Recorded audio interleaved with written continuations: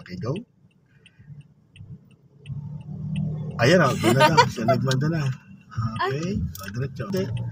Then, balik manibela mo. Unti-unti lang, hanggang pumantay lang yung sakyan mo. Pantay mo na. Dito manibela mo. Nakita mo reaction, papunta siya doon. Ibig sabihin, may isang naipit na manibela. Okay. So, yung kanina yung training natin. Opo. Okay, so guess ka pa. Di ba yung reaction ng sakyan mo papunta sa kaliwa. So, dapat yun, ay ikutin mo na kagad pa kanan. Okay, guess ka pa. Dagdag. Mabilis po yung ano. Kasi mali na yung reaction niya eh, di ba? So, ginagawa mo, iniipit mo pa yung iniipit mo pa yung manibela. So, syempre, nandun siya nakapix papunta doon, di papunta na pupunta doon. So, ibig sa ipitin mo dapat, kailangan inikot mo lang pakontra ng isa. Okay? So, stop ka nga muna. Stop.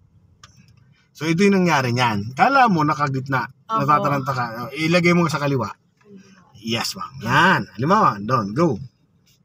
Oh, yan, ganyan yung reaction niya kanina. Di mo siya ginagalaw. Kailangan ginalaw mo siya, kailangan ginalaw mo siya ng isang ikot muna, then correct mo muna. At wag mo na muna siyang iikutin, ma'am.